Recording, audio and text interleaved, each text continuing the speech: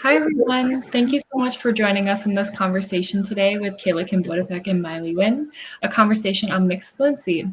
My name is Ami Sherson. I use she, her pronouns, and I'm currently located on Lenape land, also known as Queens, New York.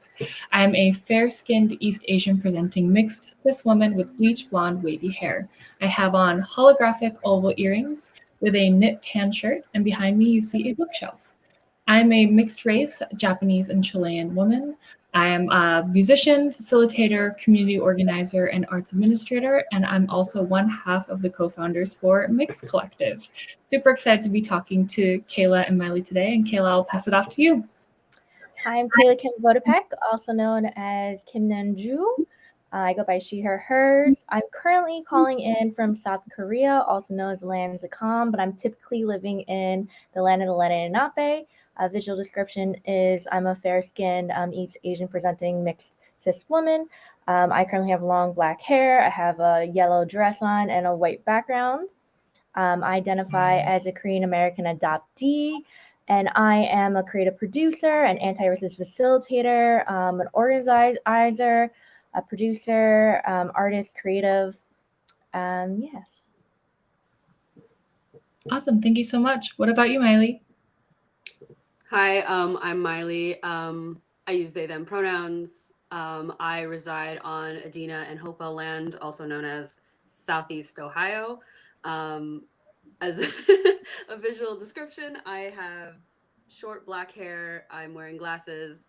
I identify as an Asian adoptee as well from Vietnam. Behind me is a bookshelf and a yellow wall. And I am a printmaker, theater artist, recently an English teacher. Awesome. Thank you so much for joining us tonight or in the morning. So before we get started with the conversation, would love to share with everyone what Mixt Collective is about. So Mixt Collective was founded by Trinity Villanueva and myself in the fall of 2020. So we're almost 1 year old. Happy birthday, Mixt Collective. We both identify as cisgender, mixed race, AAPI, and Latinx women. Mixt Collective is a space that embraces all facets and intersections of what mixed identities mean. This is a space that is against anti-Black rhetoric, decenters whiteness, acknowledges and speaks out against colorism, amplifies AAPI and Indigenous folks, and uplifts and embraces those who live and create from the spaces of the in-between. And for us, we define spaces of the in-between as those who identify as biracial, multiracial, mixed race, transracial adoptees, as well as third culture kids. Our collective specifically centers around mixed race artists and mixed artists and creatives. Everyone in this room here today is different on the individual identities and intersections, but all of us share commonalities in our identities and the outcomes of how we experience our lives. However, for me, I acknowledge my experience as the moderator today, who identifies as a mixed race Japanese Chilean person, is incredibly different from an experience of a transracial adoptee. And so with that, I'm really excited to dive into our conversation with Kayla and Miley about mixed fluency and the transracial adoptee experience. And so first, we can kind of dive into this term, mixed fluency. Kayla, do you mind starting off with sharing us what this means to you and what this term is about? Sure. So I actually heard mixed fluency from Nicole Brewer, and she actually heard the term from Dr. Nicole Hodge-Purchasey. And basically, the term mixed fluency is kind of like your physical body's any day-to-day nuance of racism and account for racism within our body, acknowledging like each individual is very different, how racism might appear, and depending on what kind of space you're in, depending on what you might be. For example, if you're in a very white dominant space, someone like us might experience something very different compared to being in a space with people who might also identify as API versus being in a space with other people, a global majority. So how the racism or colorism changes and how it affects our bodies, nuance, or what other people may account for what we might perceive. And a lot of times, all critique is not really equal when it comes to that.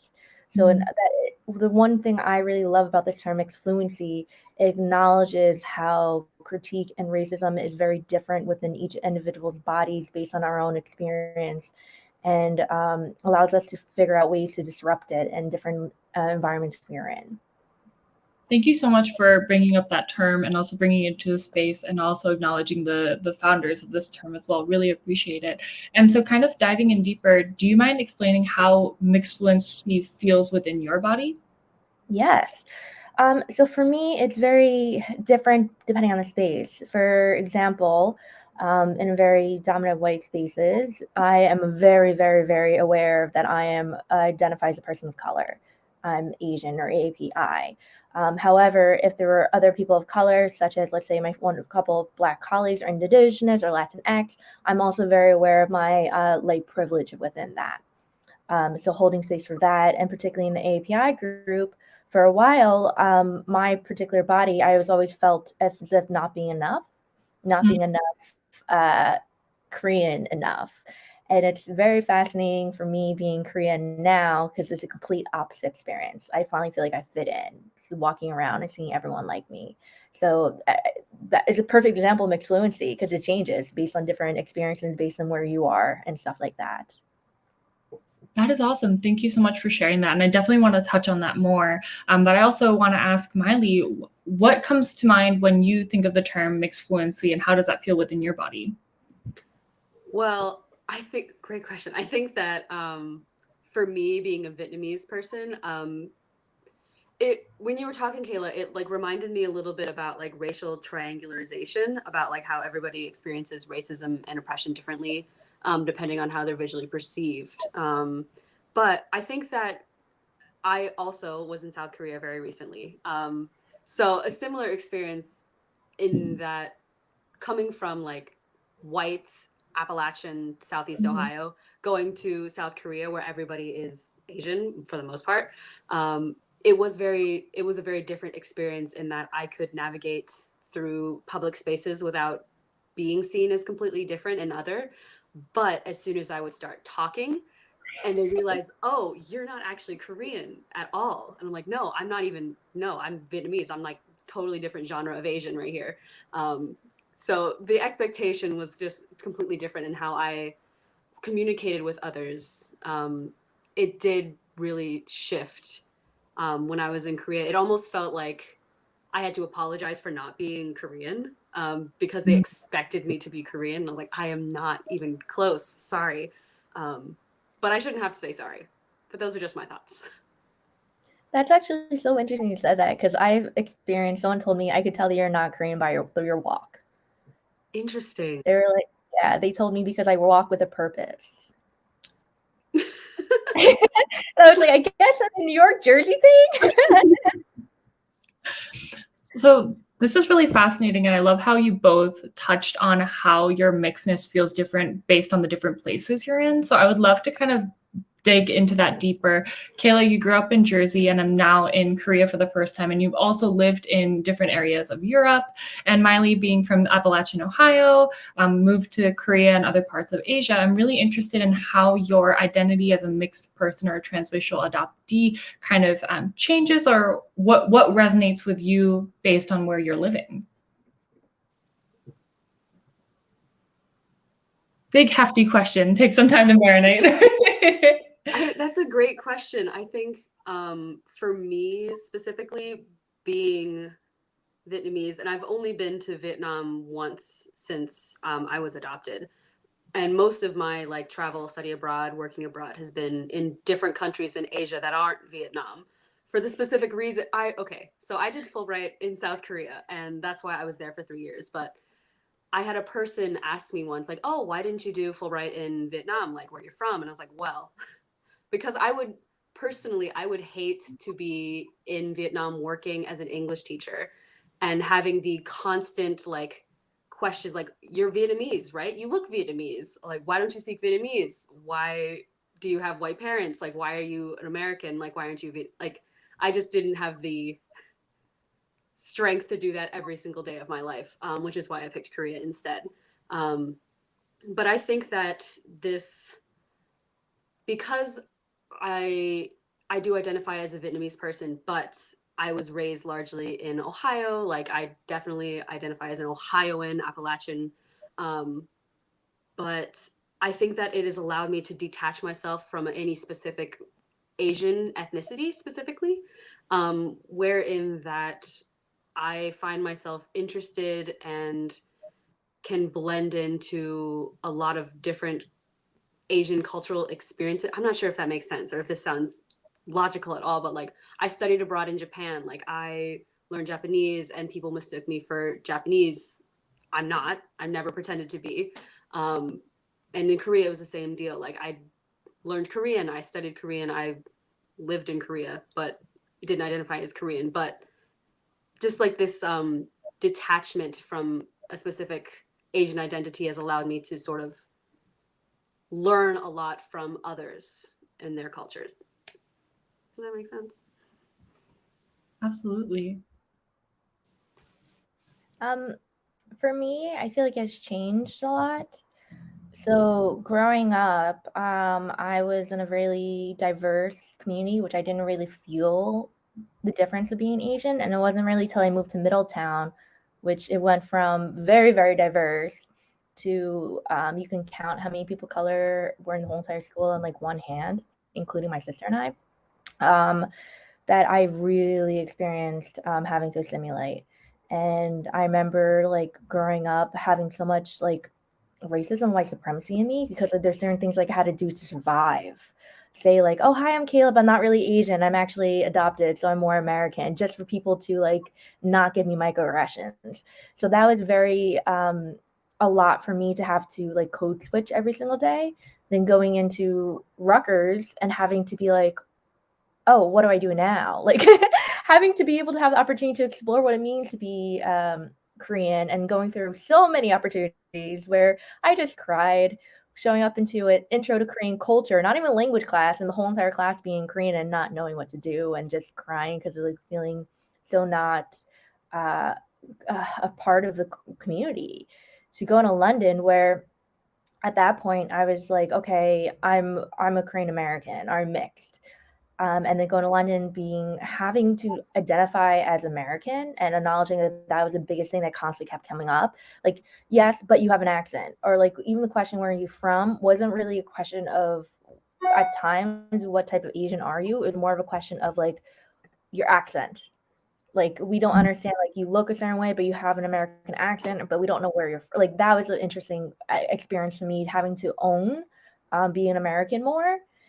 And then with everything going on with COVID, it really forced me into acknowledging more of a deeper connection of the adoptee experience. So I started in the beginning of COVID searching for my birth parents. And that led me on this beautiful journey, which I never would have thought, and Ami was a part of it, to end up being in Korea now, which is my first time coming back. And it is like a birth land trip as well as in a search for my birth parents. And just being here is a very different experience for me. There are times where I seem, as you were saying, like I start speaking and it's very clear that I do not fit here. But being able to say that I'm a Korean adoptee, I'm very shocked how many people have been more okay with that and more accommodating and more giving me permission to not know the culture and wanting to help in a way that is um, most beneficial to me. But I'm also very thankful that I have an adoptee community here who has been so loving and so supportive and been able to give me so much information to guide me through a ton of different emotions that have been coming up. Thank you so much for sharing your experiences as you navigate this. And also, a lot of this being pretty recent as well, as you're currently in Korea navigating these experiences. And thank you, Miley, as well, for your openness and vulnerability. I'm really curious as we talk about transracial adoptee experiences, specifically within also mixed identity, what does transracial adoptee experience mean specifically within mixedness for you both? Or how do you feel connected to mixed identity and mixedness? Well, I say for me, the thing I feel like about mixedness and acknowledging like identity changes, which is part of it. And I feel like with an adoptee experience, at least my experience, it has been like my identity has changed tremendously throughout it and feeling othered. There are so many spaces where I don't feel like I belong. Like, because even within the like mixed space, there's times where I'm like, okay, well, yes, but I'm not biologically mixed, but I have the shared culture. So there's certain spaces I've been in who will be mixed that I'm not fully accepted. When I'm in the API group, I'm like, I'm not, yes, I am Korean, but at the same time, my experience is a bit different. So this constant fluidity of identity and constant change of it, as well as constantly learning and growing. So even within the adoptee group and people I know, there's people who know so much more of the Korean culture and some people know so much less of it. So it's like this whole range of different fluidity of identity that makes me feel identifying as mixed, identifying as a Korean adoptee, like that is my experience. Absolutely. What about you, Miley? Yeah, I think that when you were talking about, Kayla, when you were talking about fluidity, I think that for me has been kind of like, especially as I've gotten older, like the thing that sticks out to me as being more important than being comfortable in any one specific identity. Something that I've recently been thinking about as like specifically labels in identity spaces, and whether or not those actually serve us or serve to further alienate us from communities. Specifically, like in the queer community and all of these labels that people either like or they don't like.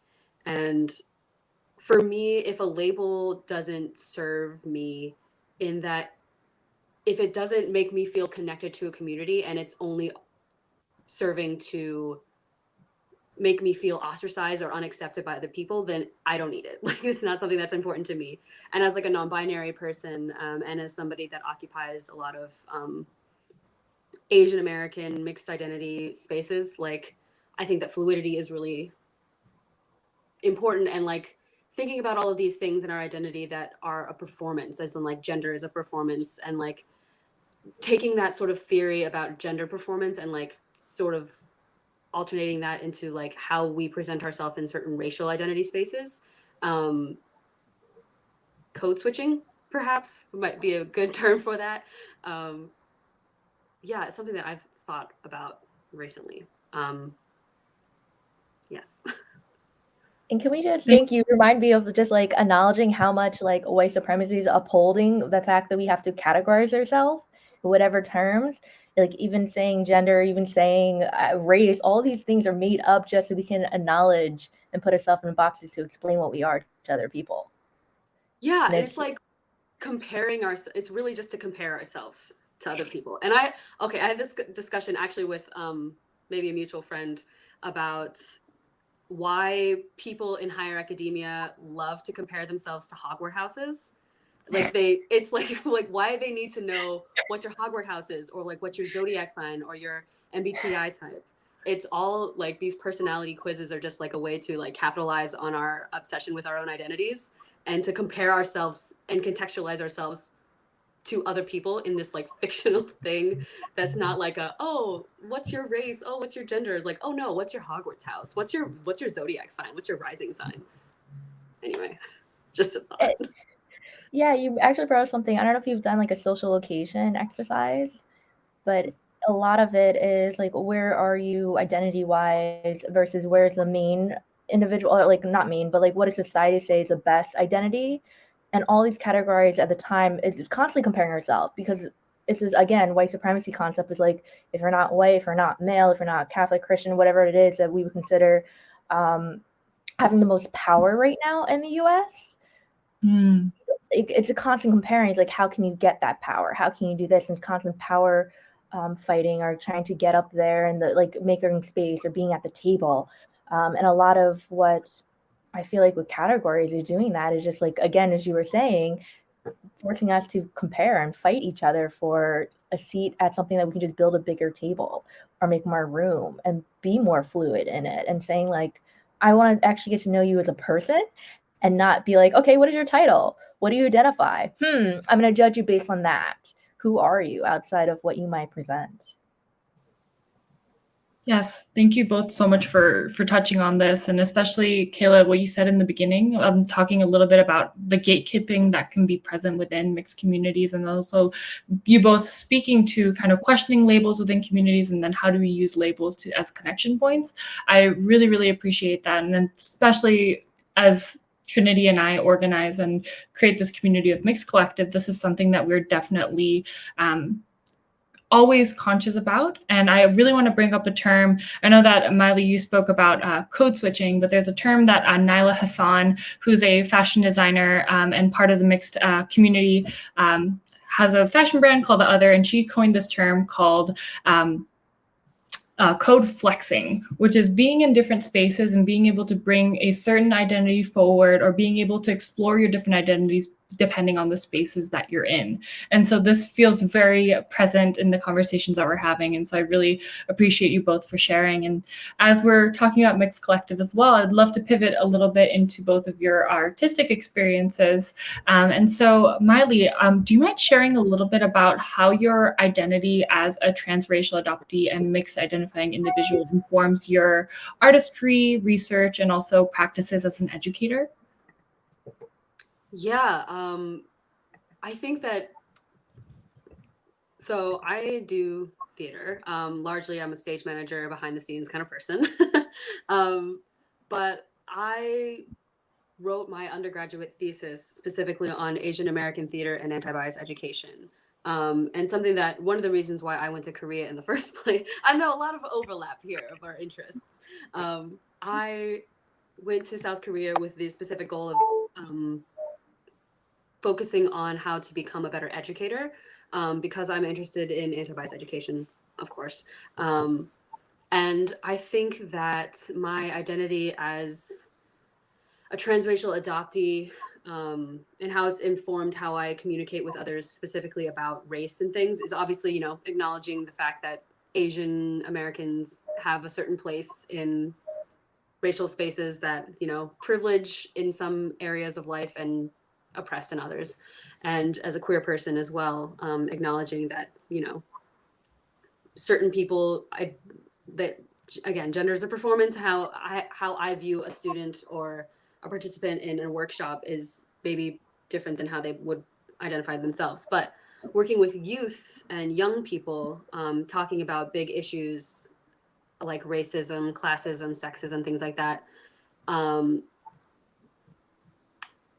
knowing how to be flexible in having these conversations, especially in South Korea, where I was teaching, and this is going to become more about teaching than, I guess, about art specifically, but how we'd communicate identities and how I would talk with them and readjust how I taught about these big issues, because the language barrier, and because talking to young people about race in a country where it's largely racially homogenous. So, like, a lot of my students had never seen a Black person before. Like, they were like, racism doesn't exist in South Korea, and simply is not the case. But presenting the information in a different way. So what I did was, like, I connected racism to ableism, and that, like, we had 2 students in our school who used wheelchairs, and so the students were able to physically see how they were left out of conversations, how they were left out of activities in class, and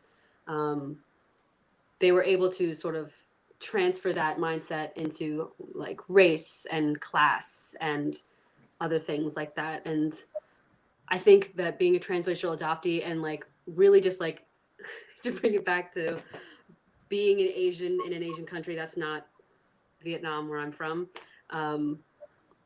having to identify mostly as an American rather than an Asian person, yeah, really resonates.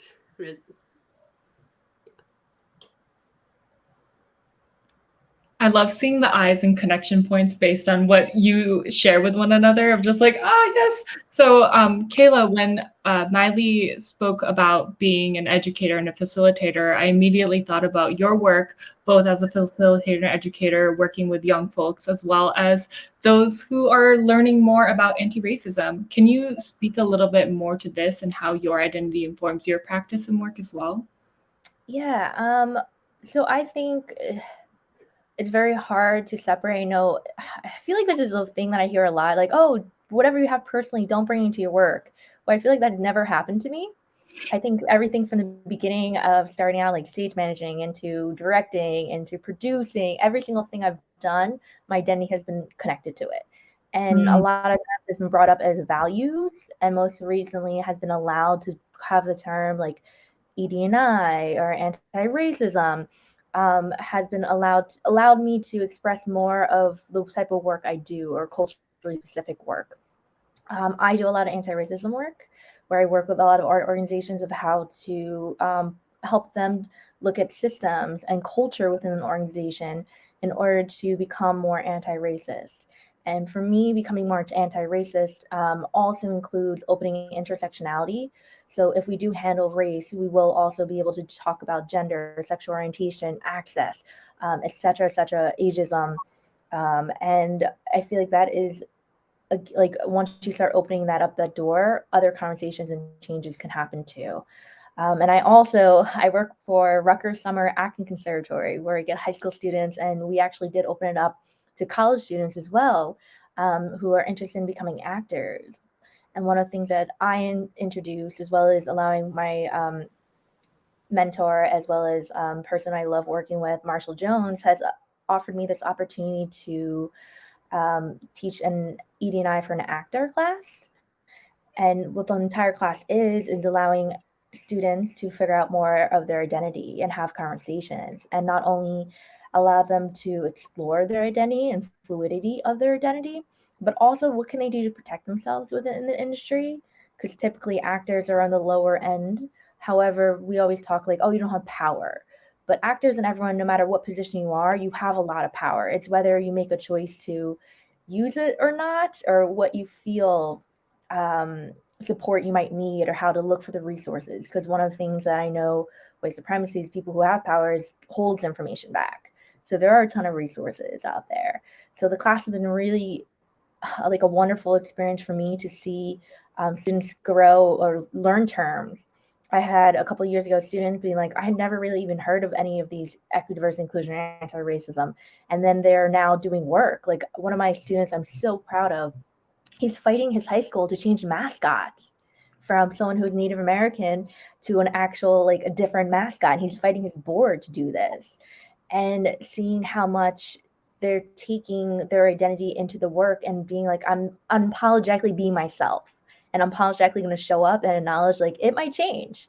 Who I am today can be very different than who I am tomorrow, which I don't know if you know of. I think it was Maria Roots who do the mixed bill rights of how you can show up and how you can identify differently than how your parents might identify you, or a sister or a sibling, or whatever that might mean, but acknowledging how great and how amazing it is, and being a part of their journey and being able to influence and give like this foundation of terminology or foundation of conversation tools that you can how to communicate has been very fulfilling for me in the work I do.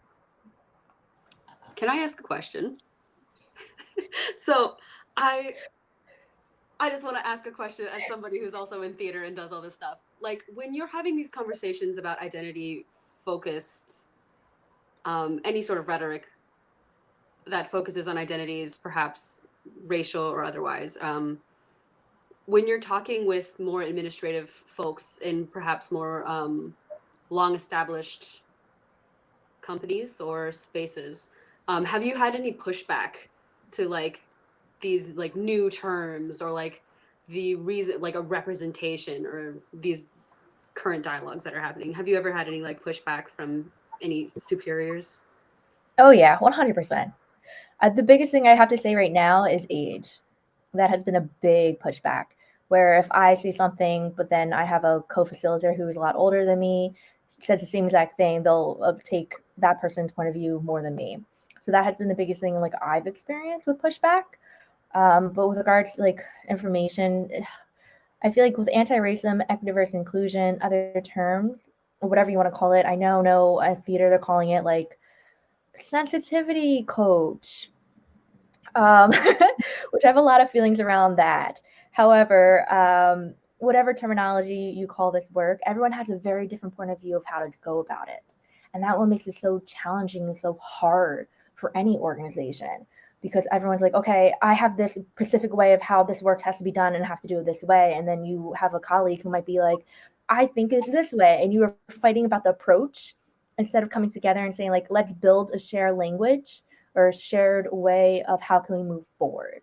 So when that does happen, we acknowledge multiple truths. Be like, okay, you might disagree with what I just particularly said, but we both have the same value that this work has to be created and has to be pushed forward and is needed. And it's so urgent that we have to do this. So what can we do to come together to agree upon a process that will work best for each individual, each organization? And I think that is so important within this work because there's no right path. There's not like a document that we can be like, okay, if you want to be anti-racist, you need to do X, Y, Z. And once you follow these steps, that's what you like. There's no pathway. And once we kind of get out of that mindset of there's a binary or this is how we're supposed to do it, and actually start having more conversations, figuring out what organizations need, what humans need. I think at the end of the day, it's like we have to think more about humanity and think we're doing this work to be and see each other as human beings. So how can we forward this work in a way that works best for everyone and include voices and also acknowledge the people who might not be present, who we want to be present, and how can we invite them to the table? So a lot of the, I guess you can say, to answer your question, I know it's broadly, but when pushback happens, it's okay, we can have our differences, but what can we do to come together to move forward in the work? What can we both agree upon? What shared language can we create to do that? Thank you so much for touching on that. And a lot of what you said really resonated, especially if a lot of my experience comes from also the admin side of things as well. And so one thing that I've kind of noticed within more predominantly white spaces that are doing anti-bias and anti-racism work is this concept of theory versus practice, that for a lot of white identifying people, this can be theory that can be learned but not applied. And what does it mean? And how do we transfer that theory to a learned practice that we're continuously conscious about every day within our work? And so really appreciate, Miley, you bringing up that question, and Kayla for your thoughtful response. And as we're talking even deeper about theater arts, we've seen a lot of initiatives in decentering whiteness and amplifying folks from the global majority. And so as you're both within theater spaces yourselves, what ways do you think your experiences as transracial adoptees inform your anti-racist practice within your field?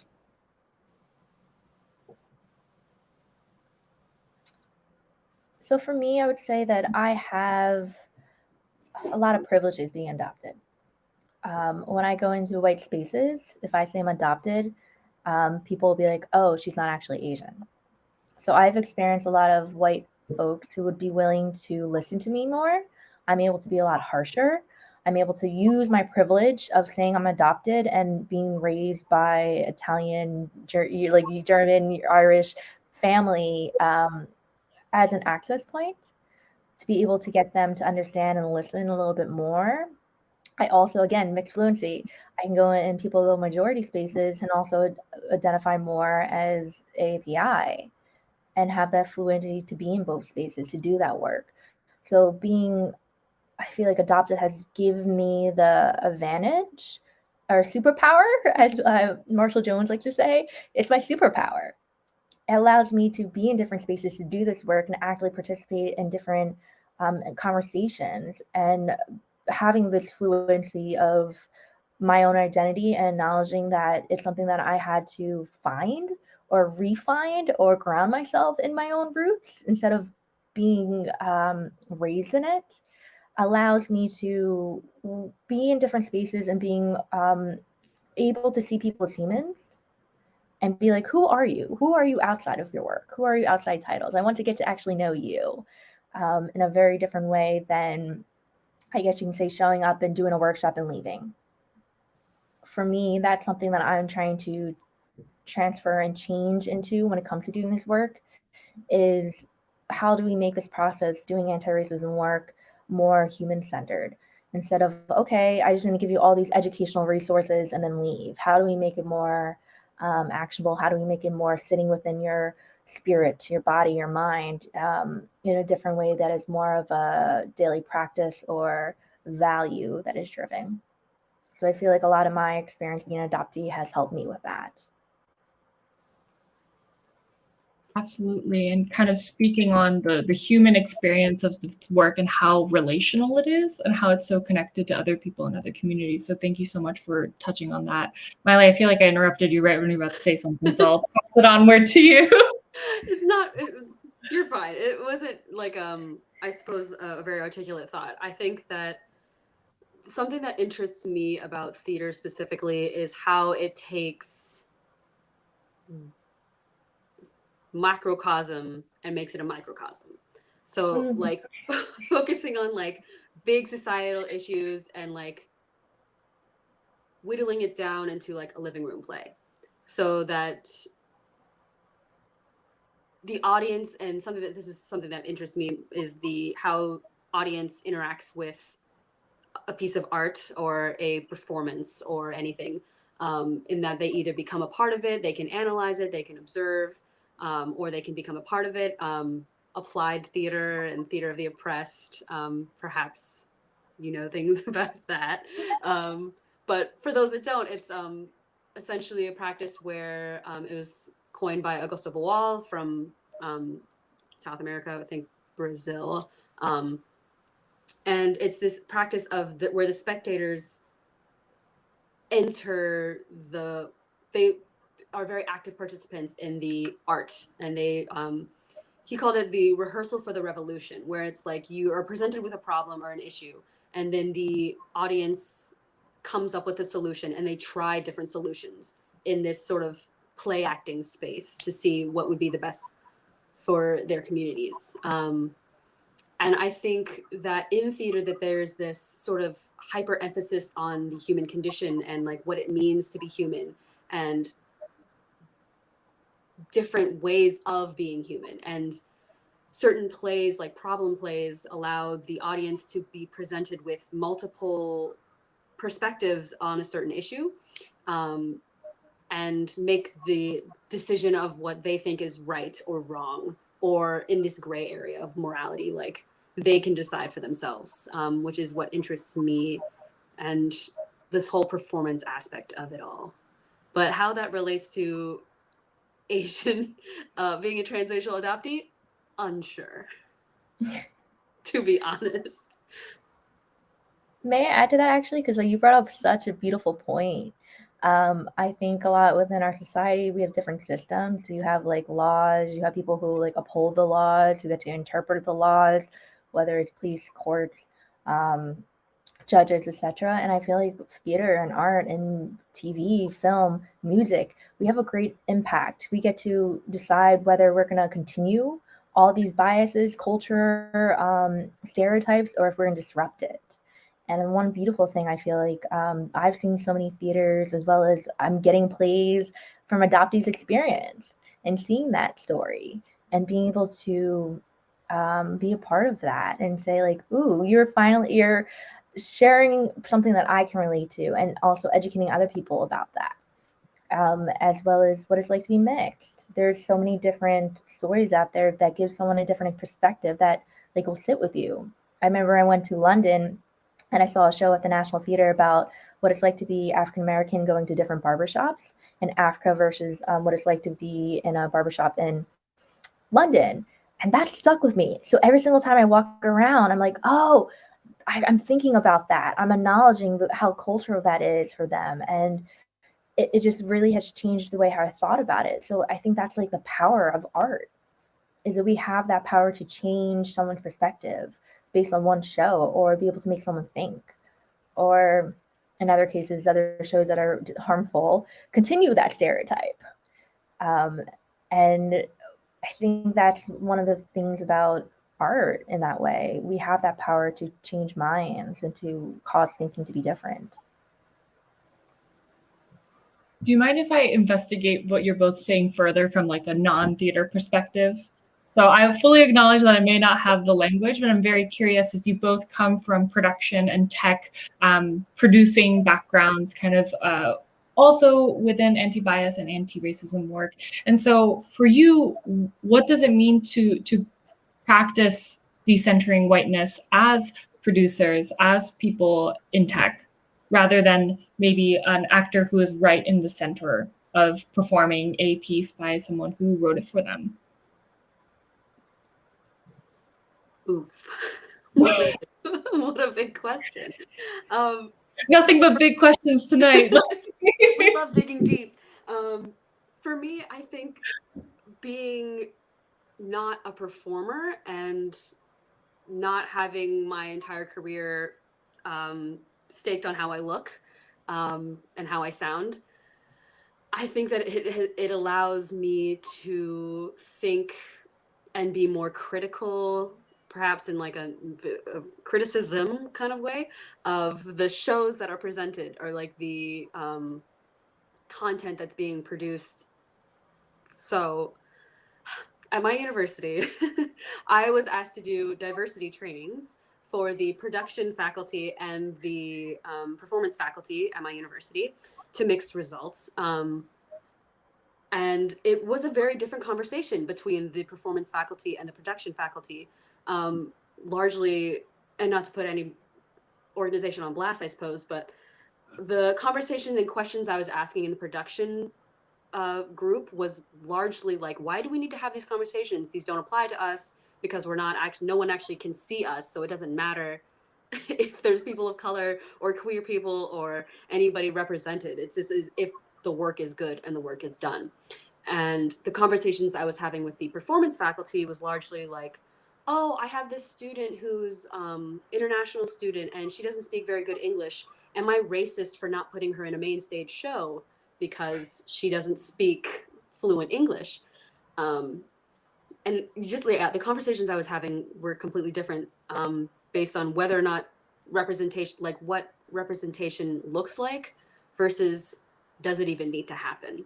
And I think that the conversation surrounding representation in theater, and specifically for Asian people, it's not whether or not, I think that it needs to move past like whether or not we are getting representation and focus more on whether or not that representation is good. Like if we think about like the main stage, like Asian American Broadway productions, like The King and I, Miss Saigon, South of the Pacific, you know, we all roll our eyes because we all know like that's the representation that we're getting and it's not good. But like actors need jobs. It's like big tragedy stories that like people are like, oh, I really care about Vietnamese history. You don't. You care about the American history in Vietnam. Just some thoughts. Yeah, I feel like you brought up something that I resonate with a lot. Because I'm usually a producer, I hold a lot of power, which is a privilege. So all the shows that I've been a part of is because of connections as well as people I believe in, and I know we have the same values. So when I personally work on productions, art, theater, I know I'm working with people I trust, that if something does come up, I can say something to. And when that doesn't happen, when I was in London, for example, for grad school, I created a walkout. I feel like because of my adoption experience, of having to constantly advocate for myself, and also my experience being in foster care, having to advocate for myself, it has been this innate thing or grown thing that I've learned to constantly be that person, to be willing to put myself as a barrier. I don't know if the barrier is the right word, but as that person to fight and start saying things, acknowledging that I might get kickback. I mean, with my walkout, I had a hard time with getting my certificate for graduation and a lot of other things that happened afterwards. Or I got taught as like, can you do anything other than equity, diversity, inclusion in any of your process or any of your projects? Can you just do something that is fluffy? And I was like, I don't know what fluffy means to you. What's fluffy? There's like, for me, everything I do has to do with something identity-wise, or do something that will make a difference that I resonate with, because that's just who I am as a person. So that's something that I acknowledge, like I have that privilege and that power being someone who has a higher leadership position. But having that, I'm also acknowledging artists. So my friend and I are constantly talking about, how can we take care of artists? How do we acknowledge and give them the resources where they do not have to constantly take the Miss Saigon or King and I if they don't want to? Or if they're in an audition room and they're like, can you do that more Asian or more accent wise? Or can you do it like differently, how they can become more empowered to say no, and that is an option, that saying no won't actually ruin their whole entire career. And then you have a choice. Like, I personally choose to work for cultural theaters, to work where there are people in leadership power who are people of low majority, because that's something that I strongly believe in. And how some people might not want to do that and other people might, but giving the opportunity and the resources and support for that. So when I'm doing a production, I'm always constantly thinking of everyone else and checking in to be like, how are you feeling? What's going on? Is there anything that you need to feel more comfortable in the space? And what can we do to provide that for you? So I think that's been just a practice. Checking in access needs has been very helpful, and not just like, oh, what do you need to be able to do this project, but where are you at mentally? What's your capacity? Do you have capacity to listen to this? Or even with friends, which Ami, I love when you always say this. Do you have the capacity to hold something I need a rant or anything? Just asking individuals for what they might need or where they're at has been very beneficial for me. And I think that is part of my practice as a producer, acknowledging I have power and how can we level out the power so it's a collaborative experience to make everyone feel a part of the team. And I think projects that I've worked on that allows that, where having someone who is a intern suggest something or acknowledge, like, hey, this one graphic you did, this is it's like offensive to my religion, being like, oh my god, we didn't know that, we're so sorry, let's listen and change this. Allowing someone who has a lower position to see something, give them the opportunity to speak, has been helpful and beautiful in the process of creating. So I think that is something for me, what I've been trying to do within the art field. Yeah, this is such an incredible conversation, and I really appreciate both of your openness in talking about your experience within kind of the artistic spaces. Like, for myself, as being an admin, Miley being in tech, and also Kayla being more in like the producing side, it's interesting how all of this really ties in together, and like the connectivity of the arts and theater, especially when talking about identity and also anti-racism work. So really appreciate that. And as we're talking largely macro, as you mentioned, Miley, of theater, I kind of want to bring it to the micro and closing it out to the personal. And so I'm very curious, as we close out, if you could both talk about what gives you grounding and intentionality as you both navigate your mixedness within the many spaces you take up, whether that be in art spaces or different countries.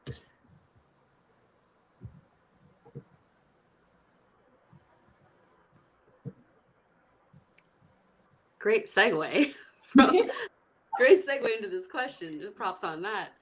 I think that something that grounds me in the work that I'm doing is largely the people that I'm working with. So I really only dedicate my time and my effort into causes and organizations and people that I believe in personally.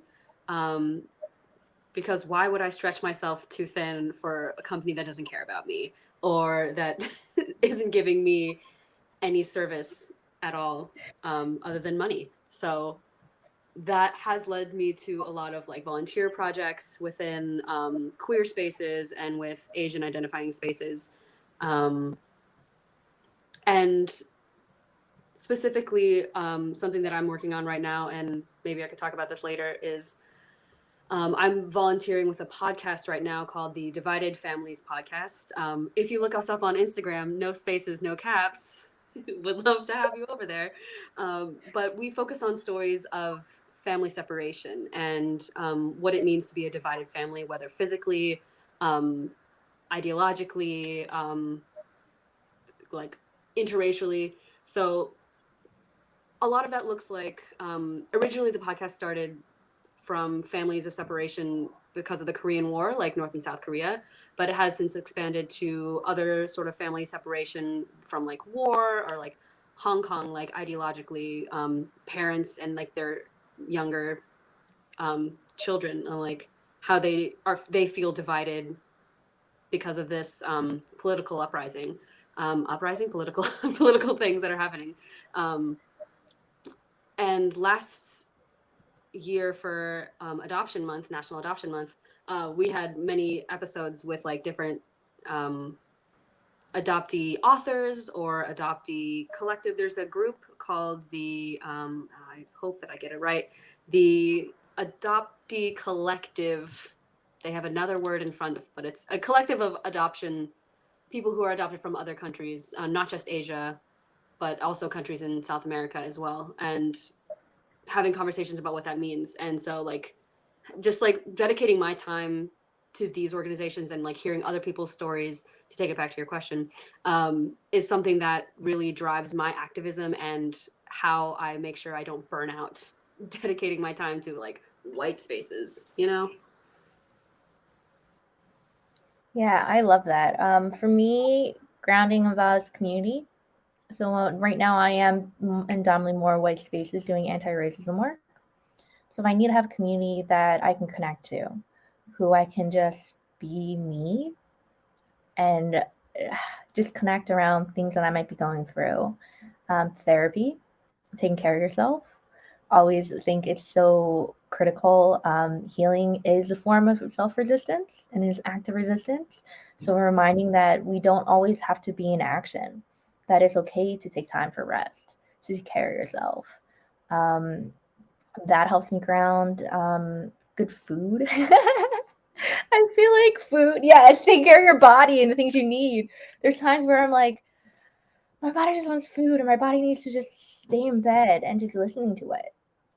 I think that helps me a lot in those spaces, and acknowledging that I am enough, no matter what anyone else might think, that I'm enough, and how that might change throughout my life. And I know it will. Fluidly of like my identity will change in mixed spaces and spaces I'm currently navigating.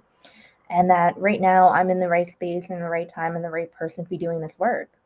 And being in community with people, again, self-care, all that allows me to ground myself as how I navigate a lot of this work, whether it's in theater, whether it's more anti-racism work, etc.